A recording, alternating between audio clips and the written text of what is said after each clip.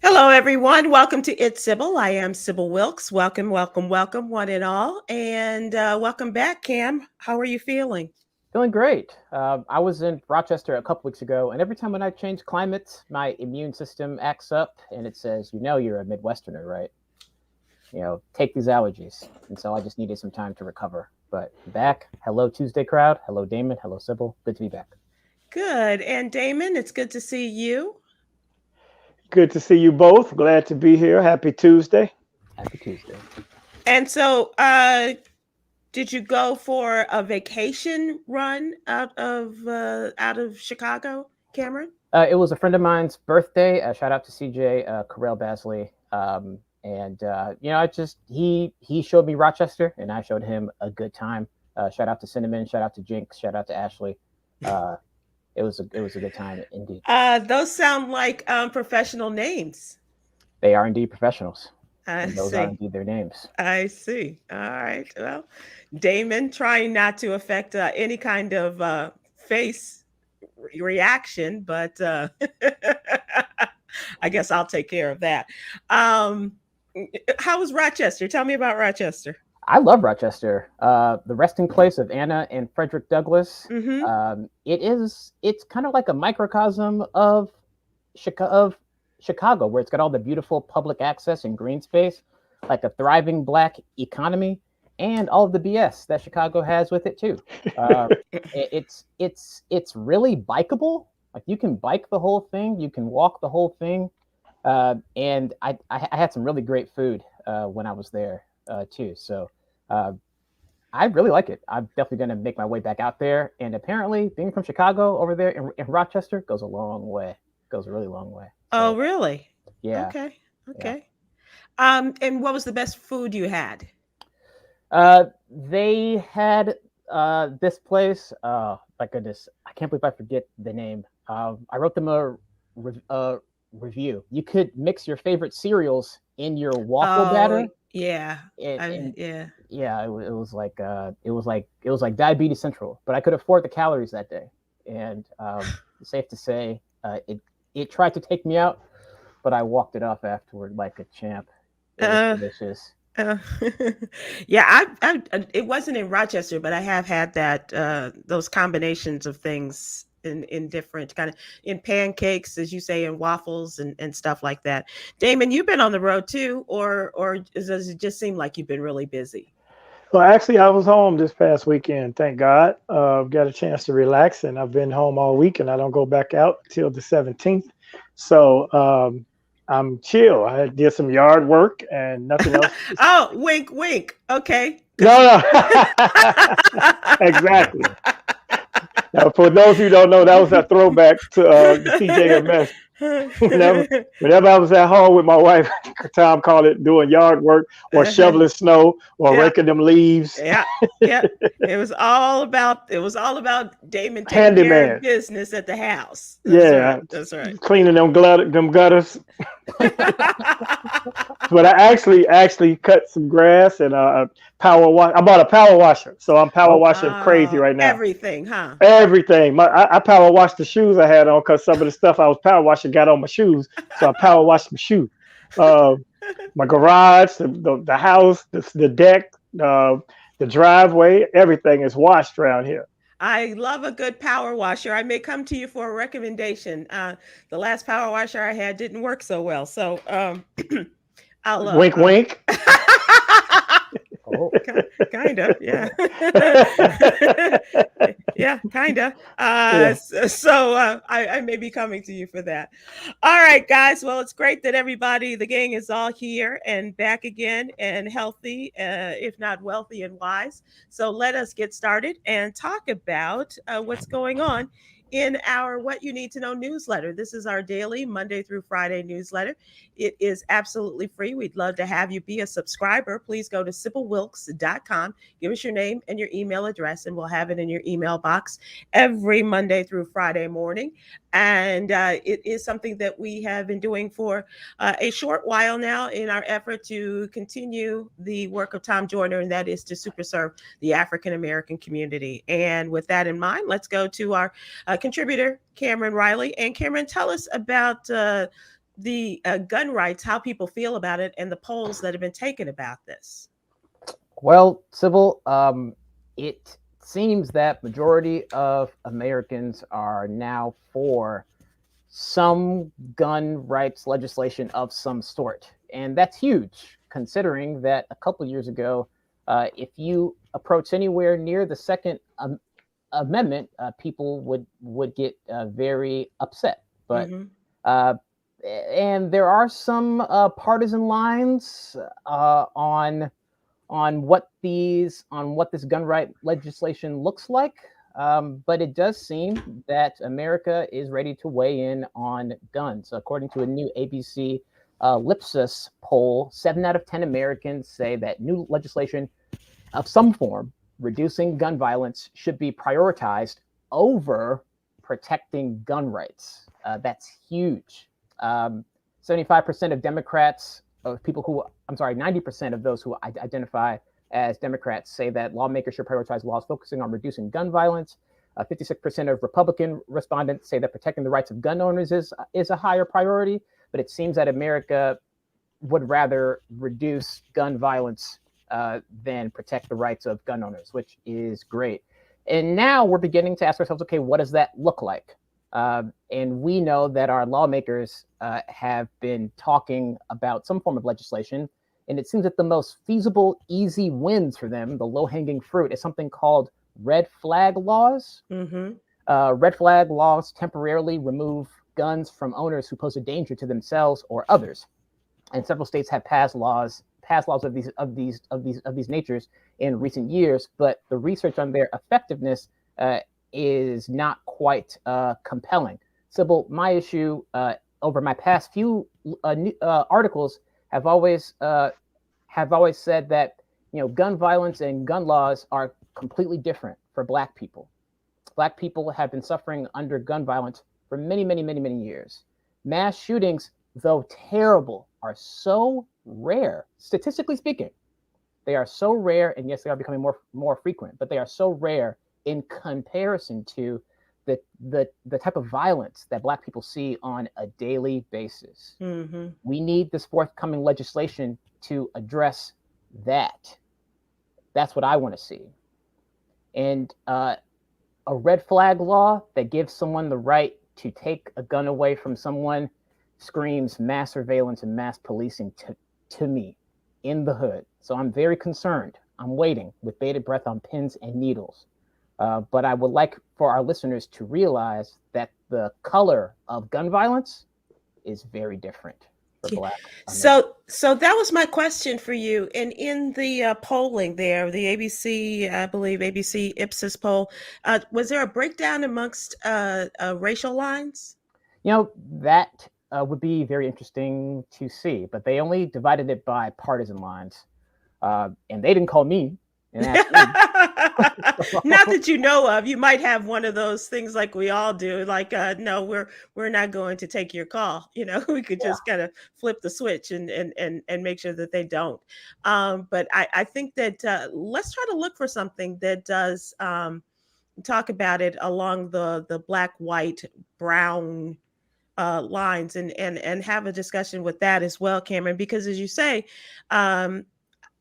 I look at red flag laws is something that is necessary, because I think that some lives may have been saved if the red flag laws were in effect with some of these mass murders, right? But as you say, it could in our communities be used to the extreme, because it will allow someone, whether it's a family member or the police, or it could be, it kind of reminds me, Khameron, of what's going on in states like Texas regarding abortions. That if you see somebody, or or you heard of someone having an abortion, then you can tell on them and stop this, as well as you get a bounty hunter's fee, as a result of this. And it kind of feels like that. And I don't know if you guys agree with me, but it feels like that, where, you're out, doing some shooting in your backyard, although you shouldn't be doing that. And your neighbor sees it and says, goes to the authorities, right, Damon, and says, I don't feel comfortable with my neighbor having this gun. Where do I get permission to have this taken away for a while?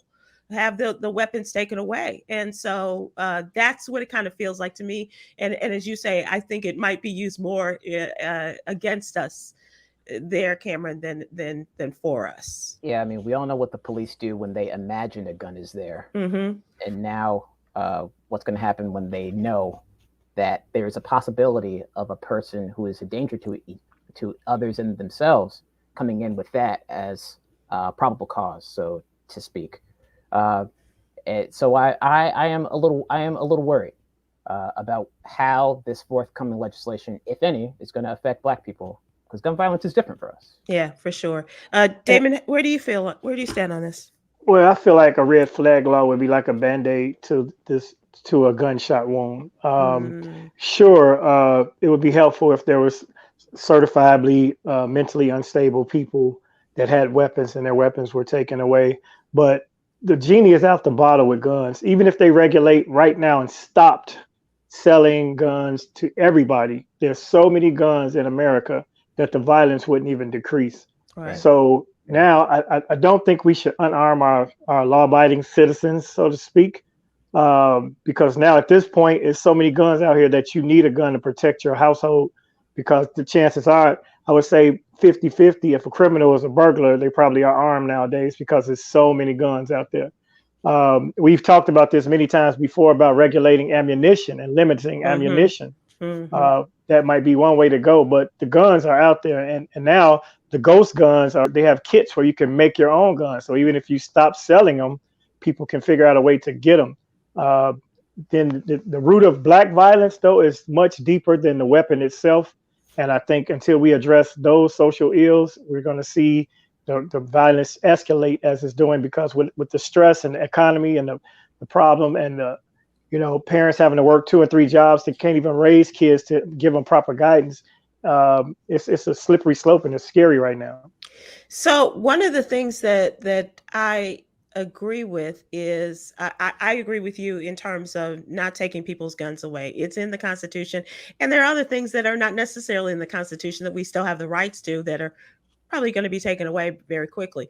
But that's a whole nother conversation. But I am talking about people's Second Amendment rights, and so I don't think we should take away people's guns. I do think that the abolishment of assault weaponry is the biggest problem. I don't understand how parents had to take DNA samples to those that were identifying the bodies of their children. Yeah. Because the damage was so great, they couldn't just look at their child and say, that's unfortunately my child. They had to take it by scientific methods in order to find these people, in order to identify their own. Or perhaps a shoe or something like that. That's how one of the children, because she had a different kind of taste in shoes. But that's what assault weaponry, and it doesn't make any sense that you say, I'm using it to go hunting. Right.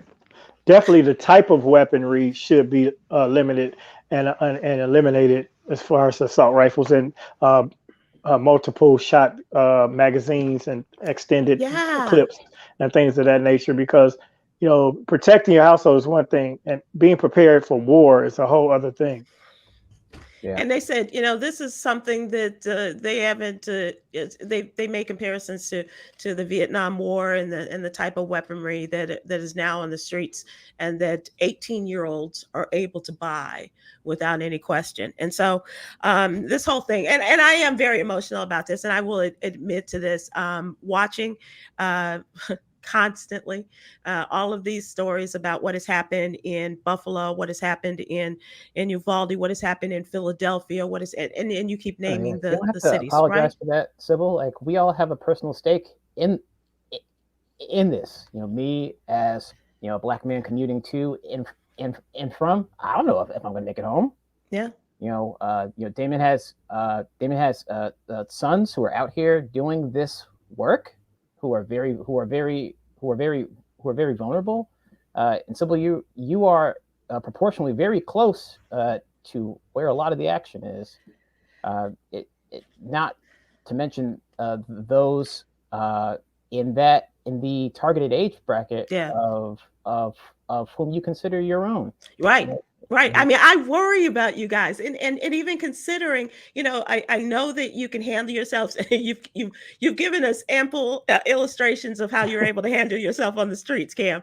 But you just never know. And just Damon, the other morning I woke up and I heard a story about an infant in her house on the south side of Chicago, shot at 3:00 in the morning. Somebody shot into the house.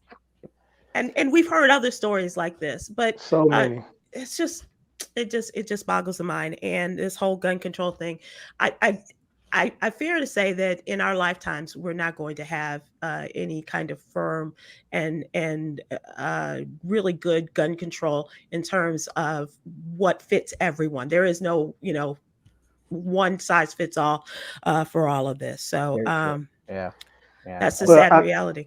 But as we've talked about a couple of times, limiting the amount of ammunition, the bullets, you don't have to take away a person's gun, but the bullets are not in the Constitution. Right. So there's a loophole there. I mean, you should have to have some type of responsibility for when you purchase bullets, and these bullets should be linked to you. And if something happens with them, then you're responsible. Yeah. If we could get to that point, possibly with ballistics, that could somewhat limit it, but it'd still be after the fact. It would be after the bullets were used. So, without changing the whole Constitution, they have to limit the assault rifles. They have to limit the amount of ammo that people have access to, I would think. If we could do that, that's a hell of a start too. Yeah. And it's something that the Republicans and Democrats and a small group of senators are the bipartisan group they keep talking about. That's what they're discussing on how to make some changes. This is election day. It's primary day in 7 states, from California to New Jersey, and 5 states. My ballot in the mail today. Oh, awesome. So election day in the state of Illinois is June 23rd? Yeah, 23rd, 24th, or something like that. Yeah. Well, we know it's a Tuesday, so that then it would be the 20th or the 21st. Yeah. Right. Okay. So this is it's a big day in a number of states. I think this is the most we're going to have in terms of the primaries. The most number of states, 7 states. I wrote about a couple of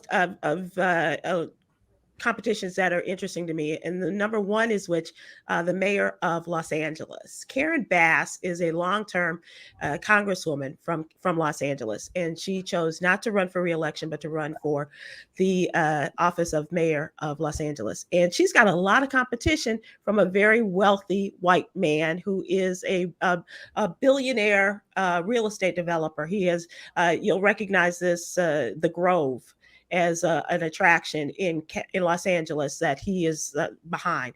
This was one of his projects. And so he put $40 million into this campaign. And it is, everybody is in this election. It's not Democrats running and not Republicans running. Democrats and Republicans are running against each other. They have a number of people, maybe about 7 to 10 people in this primary. And Karen Bass is ahead by a hair. But if she doesn't get 50% of the vote, then it's going to be a runoff, and possibly with this Rick Caruso. But what got me was seeing a story about the fact that famous Black men are not endorsing Karen Bass. It's almost like the Donald Trump effect. They like the swagger. They like the power of this Rick Caruso, and people like Snoop Dogg and I'm blanking right now, but Snoop Dogg is one of them who has endorsed Rick Caruso. So, and I'm being told that we're running out of time, but I want everybody to keep an eye on this election as well as get ready for the elections, the primaries as they come to you. Yeah. So I apologize because I really do want to talk about that. Maybe we can talk about it a little bit later. So that is the What You Need to Know newsletter. please, as once again, ask you to subscribe and be a part of our merry little team of news watchers. And if you have stories, you can also let us know what's going on in your neighborhood and stories that you'd like to talk about. So take a look at it, and I think you too will enjoy some of the topics there. All right, so let's ask what's really going on. That is our question of the day, and it's a little bit lighter. Okay. I need it lighter. Los Angeles Rams head coach is Sean McVay. Is the one that just won the Super Bowl? He was putting off his marriage to his model girlfriend wife now for a while, till after all the hoopla of the Super Bowl died down. And so he announced that he did get married this past weekend, and announced one of the members of his Super Bowl winning team crashed his wedding. In other words, he wasn't invited to the wedding. But he made his way to the wedding, and that would be OBJ, Odell Beckham Jr. Imagine that. He crashed and had, he injured himself during the Super Bowl. And so he was really out there on the dance floor, and one of the doctors apparently had to say, you need to take care of this, watch yourself, because you could re-injure yourself. And secondly, one of the famous Real Housewives is getting married in a very hush-hush ceremony. That is Teresa of the New Jersey Housewives. I've been away from them for so long. However, a housewife from another cast posted the invitation to Teresa's wedding on her social media, and had to take it down after a lot of flack, but not before screenshots were taken. So the question is, if you could crash the wedding of a famous person, who would it be? Or who would you like to have crash your wedding or special celebration? Tom Cruise, for whatever reason, is famous for wandering onto these weddings. He's a number of times. I don't know how he is. He finds these things. Maybe he gets a little hint saying, we're going to have this. You want to come by. But at any rate, so the question is, who would you like to have? Who would you like to have as your wedding crasher? Or whose wedding or special event would you like to crash? Well, I'll jump in there. First of all, it makes you wonder what Odell Beckham Jr. was doing if doctors were concerned about his health from his dancing. I mean, what was he doing? Was he doing the running man? Did he pull out? What type of damn dance was he doing that could throw a stress fraction? David, he came with his own cardboard and dropped it on the floor, started spinning. Had to be some type of break dance. Seriously. I think the answer to both questions for the wedding would be Eddie Murphy. I would love to crash his wedding whenever he marries this white woman that he's been with forever. And I'd love to have him crash my wedding because he's Eddie Murphy. That's my favorite person. I love that idea. And if you could get past all 10 million of his kids, he could probably get in and have a pretty good time. I could probably blend in and they never know I was there. And our friend Arsenio go,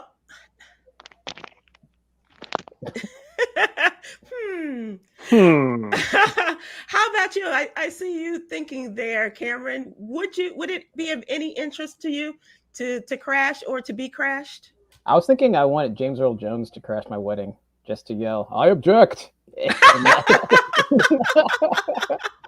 And that very amazing, that great timbre voice. Yeah, yes. Yeah. Right. Let them wait. That's how from Coming to America. It's like, Your Highness, the guests are waiting. Let them wait. I'm talking to my son. I am your father. Yes, Right. yes. James Earl Jones in my life. I love that. So to have James Earl Jones crash the party. Please, just send a shiver down everyone's spine.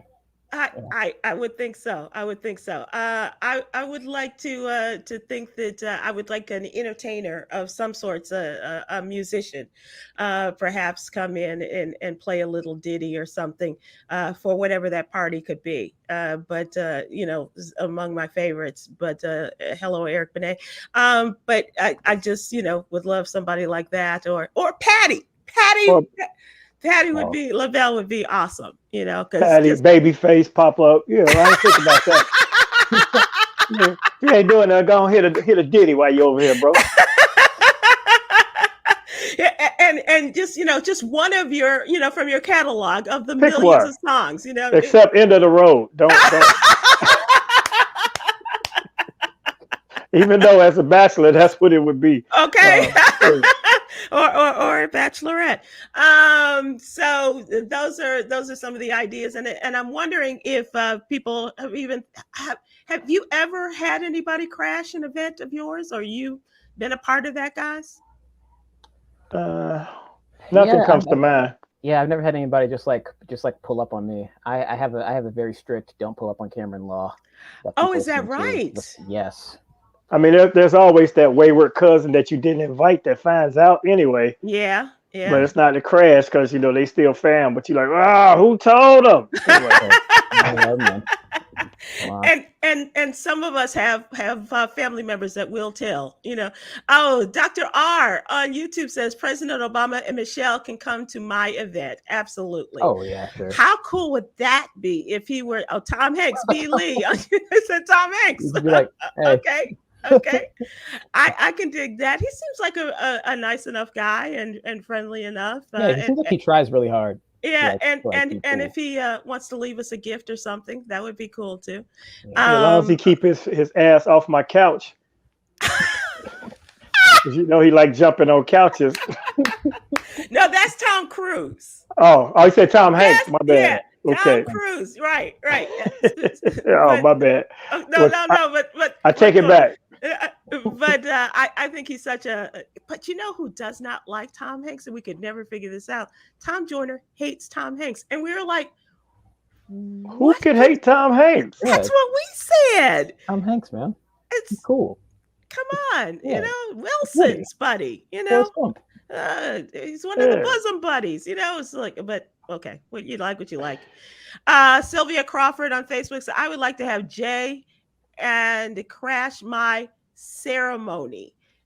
Jay as in Jay-Z or the other J. Anthony Brown. I don't know. The JAB. Yeah. Well, he will always be dressed to impress. You can count on that, I think. The two of them. Yeah, exactly. Shirley and Tony Davis on Facebook said none. I would like to crash, or do I want to get nor do I want to get married again in life. Oh. Yep. Damn.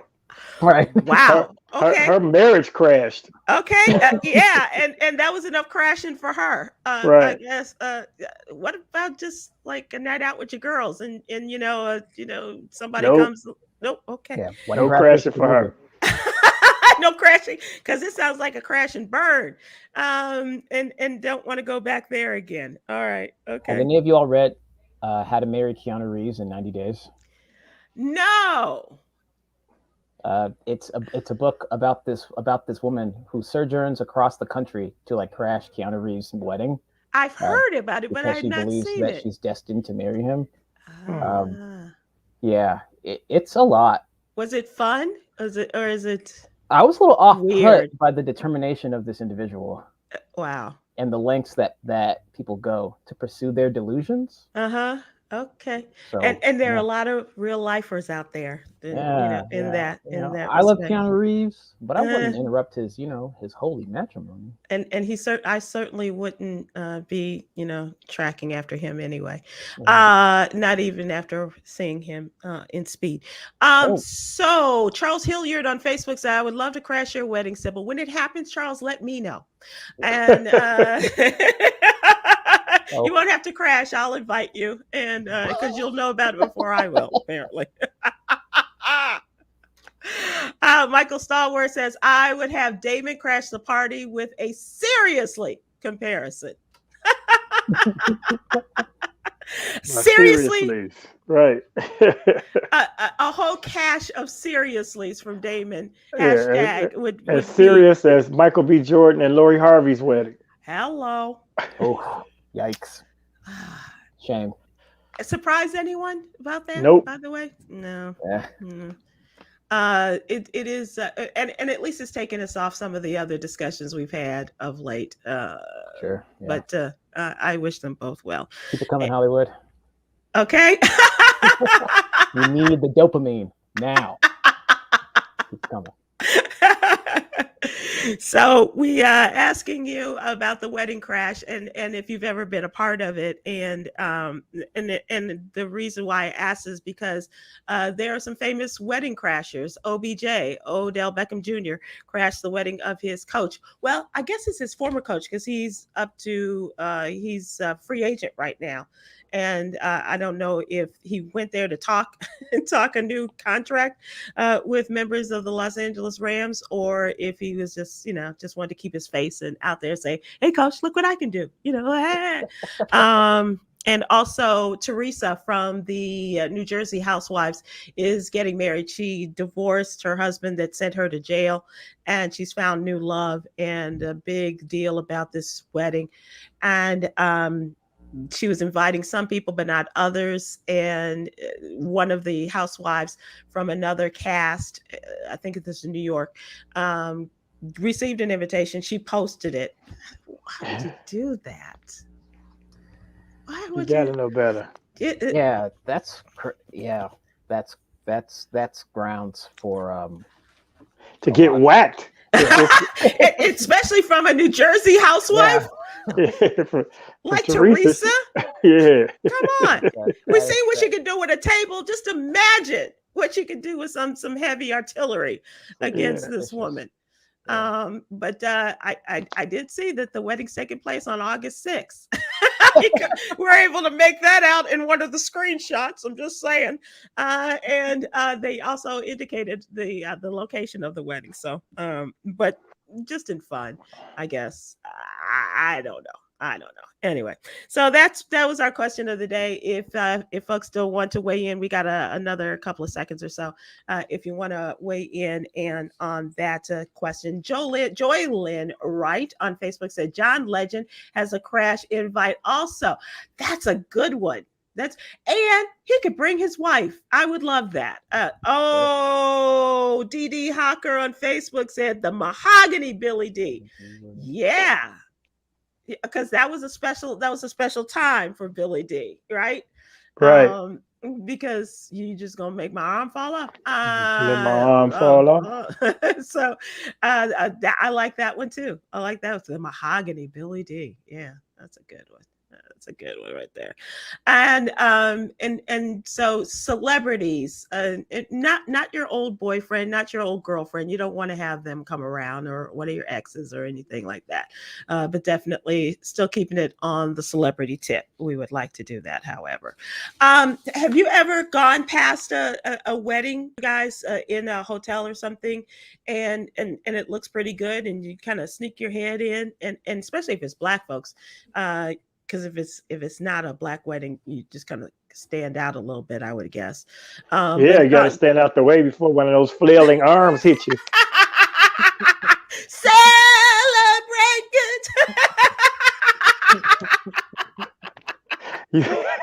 You would know how to navigate because the beat is not constant.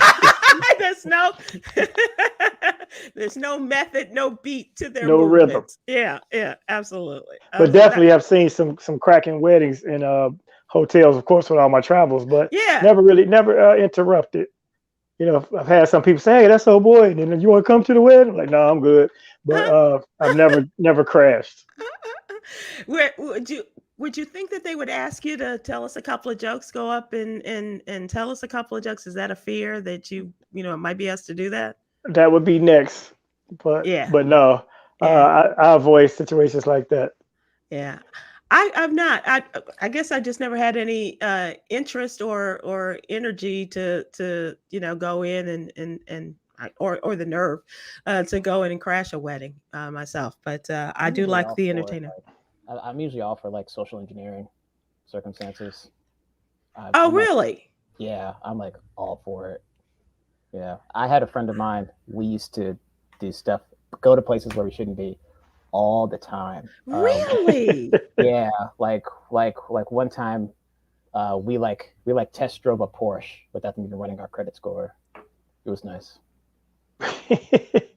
You and a buddy, or just you?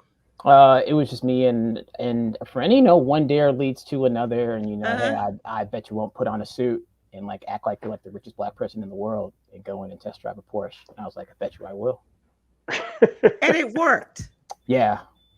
You've got to tell that story one day. We are out of time, but you've got to tell that story. Absolutely. I got to hear that. All right.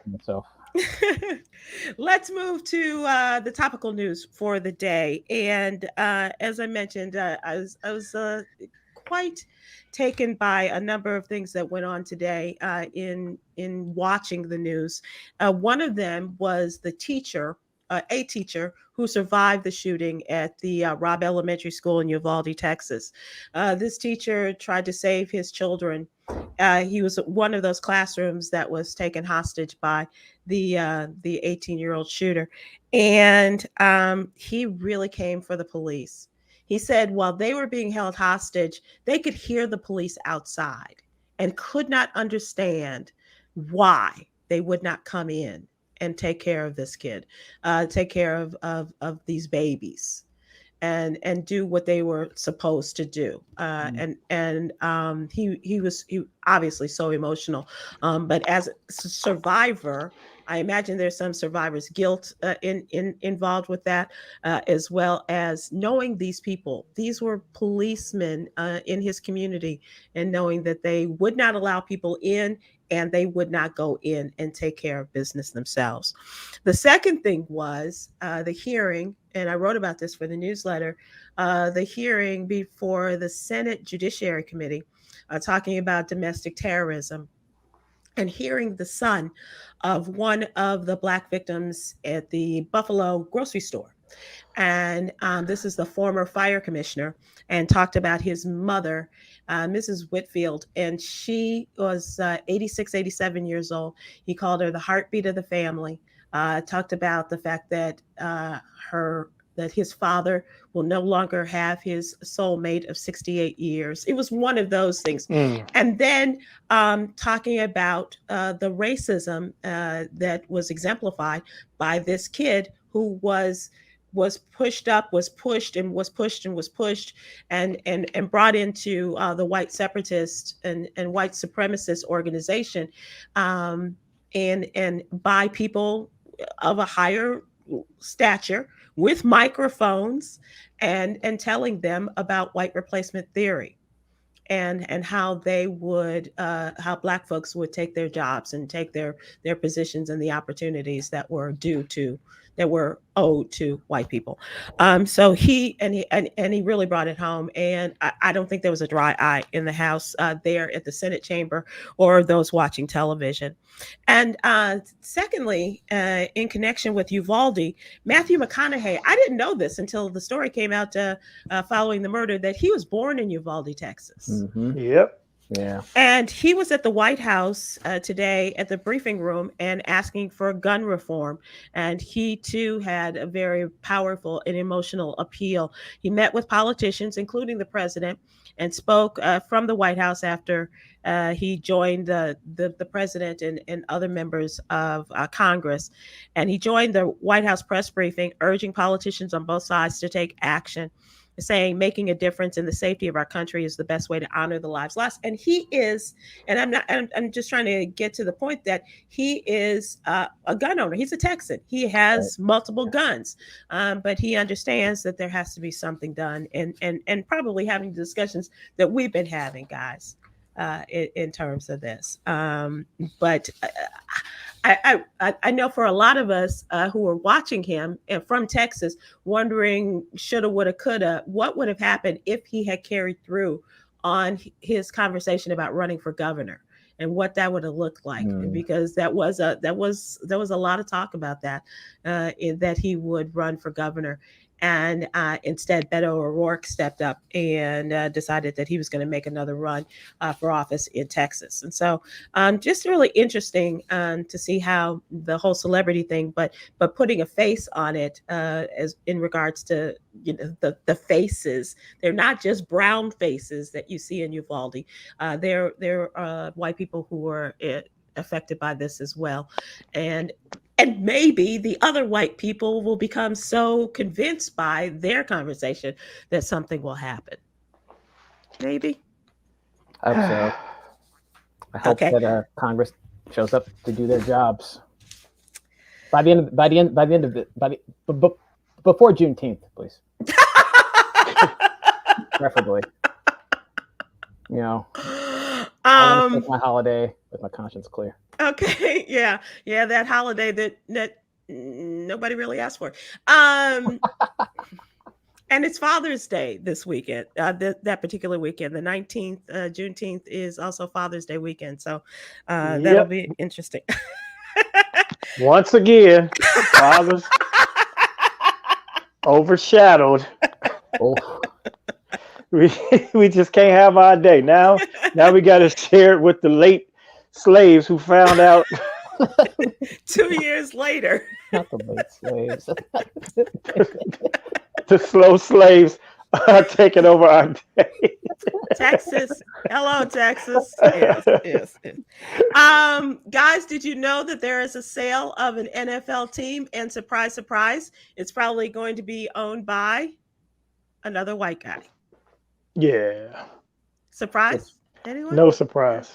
Probably one of the richest men in the world, of the Walton family, the Walmart family. The Waltons are buying a football team? Yep. Oh, yep. No.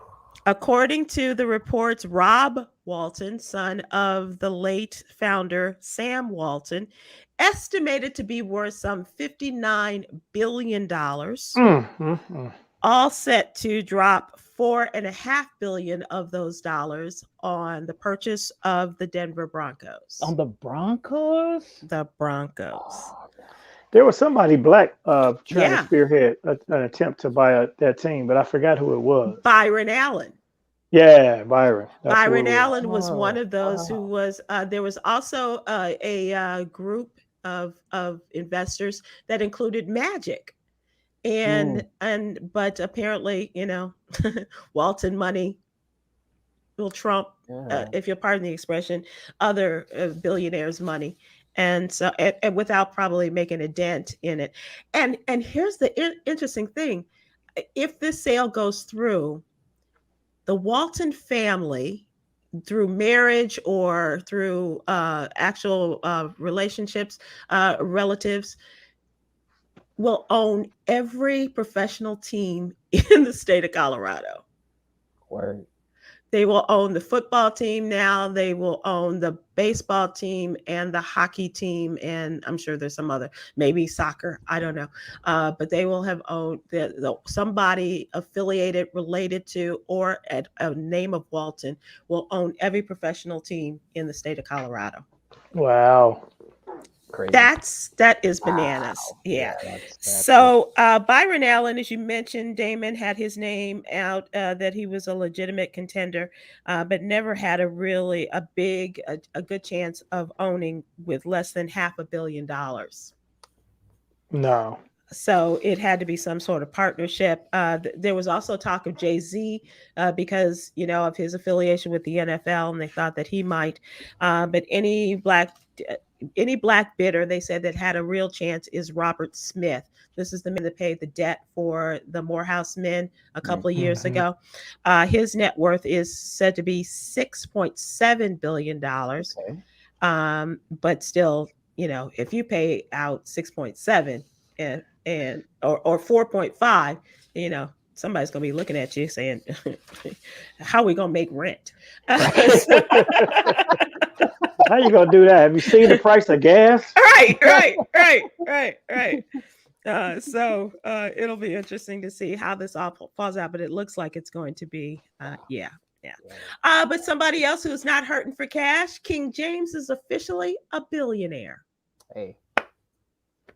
And the first time, still as an active member of the NBA, a billionaire. We know that MJ is, but his money came after he left. The billion, up to the billion part, came after he left the NBA. Officially, according to Forbes, makes him the first active NBA player to reach the milestone and the second to reach billionaire status. Of course, as I mentioned, started by Michael Jordan. Well earned. He's also the league's highest paid player. Yeah. Do you guys know how much he makes or made last year? Yeah, I feel like his contract last year was something astronomical. He earned $121 million on and off the court. 90 million. Yeah, so you'd been right there in that healthy neighborhood. He landed the number 2 spot on Forbes' 10 highest paid athletes of 2022. And he has made $387 million from his terms with the Cleveland Cavaliers, the Miami Heat, and the Los Angeles Lakers. And Wow. raked in another $900 million from his ventures and endorsements, lifetime Nike sponsorship, Blaze Pizza franchises, not familiar, and owning a video production company, bringing his I love this with Forbes, bringing his pre-tax earnings to over $1.2 billion. There it is. Okay. Wow. That's pretty healthy, huh? Amazing. But I mean, he's the standard bearer for the game, and he's been playing so long. I mean, to be honest, what, he about 15, 16 seasons by now? Yeah. So Doesn't he spend like 10 million of that on like fitness recovery stuff or something ridiculous? Oh, does he? So is he in that Tom Brady kind of neighborhood for what he does for his body? his conditioning. Yeah. He does like, like the ice chambers, like the sensory deprivation stuff. Like Okay. He reinvests all of that back. Well, not all of it. He invests a lot of it back into himself. But I also like, Khameron, that he also takes an active role in social activism. Yep. He's one of the latest people.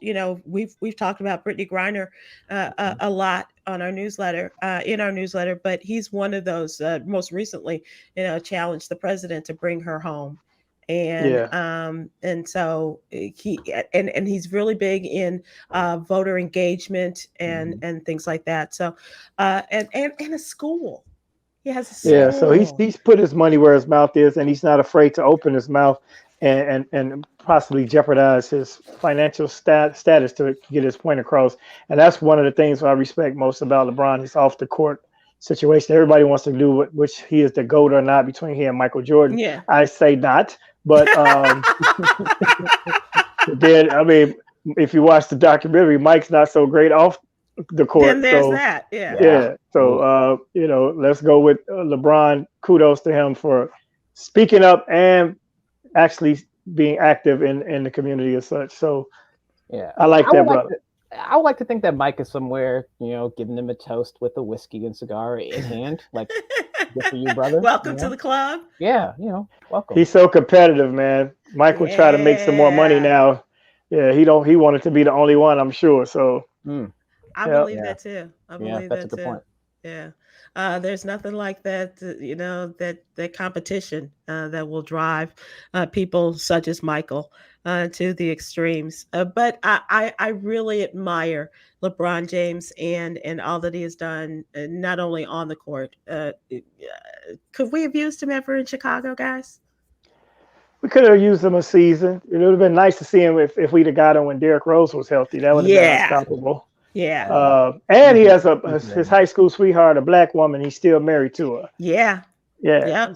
Still romancing his sweetheart. So he wins there too.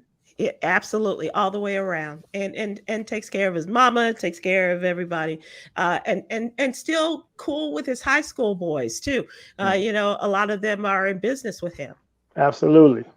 So and his mama, that's and takes care of his mama for whatever she does. Let's just leave that right there. Take care of your mama. That's right. That's right. That's right. That's right. Speaking taken care of, this is our final story. Kyle Rittenhouse announced that he was going to be attending Texas A&M, and then Texas A&M said, "No, you're not." News to them. Kyle Rittenhouse, of course, is the shooter in Racine, Wisconsin. That got his guns stocked at his friend's house, and may have been driven there by his mom, and killed 2 people during the uprising of last summer. And so he says that he had been robbed of his high school studies, and that he would go to that he would be going to college. He said he was going to start nursing when he was on trial, but then he came back and said that he was going to be going to Texas A&M. Texas A&M said, "No, he's not enrolled here." It's news to us. Right. And so instead, he's going to be going to some sort of feeder school to Texas A&M Community College, something called Blinn College. And they said he had applied to study there, but he has not enrolled in any classes. Just go away, kid. Yeah, just go away. Just go away. Go to somebody's college, I guess, but just go away. All right. So this is let's now take a turn and let's look at entertainment. This is the I wanted to ask you guys because we saw the story, but I haven't seen anything regarding Colin Kaepernick's workout for the Las Vegas Raiders. I thought that was an interesting match, but I hadn't seen anything come out of this. Have either of you? I have not, but Colin Kaepernick is 90 years old. He might as well just sit down somewhere. In football years, to be honest, you know, I mean, he's been preserved because he ain't played in a while, but right. I think that ship has sailed, man.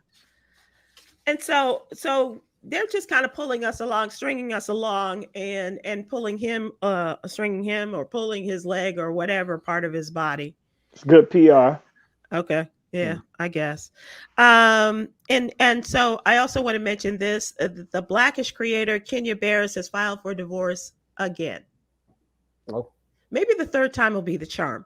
The man famous for creating the ABC Blackish sitcom says that the report says that he went to a Los Angeles courthouse this month to file to end his marriage to his wife of over 20 years, based upon the characters from Blackish, and his wife's name is Rainbow.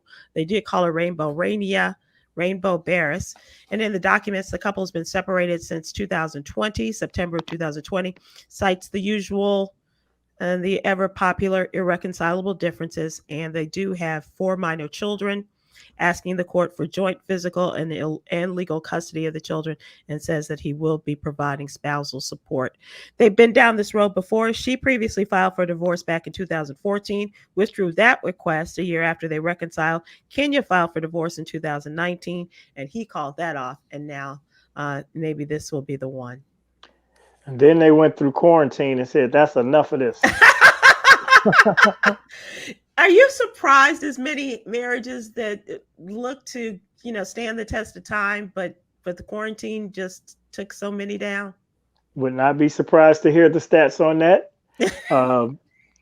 People need diversions and distractions when you're not in a happy marriage. And I'm sure being forced to be home with no excuse, no alibi, no reasonable reason to be going in the streets. That threw off a lot of people's game, I'm telling you.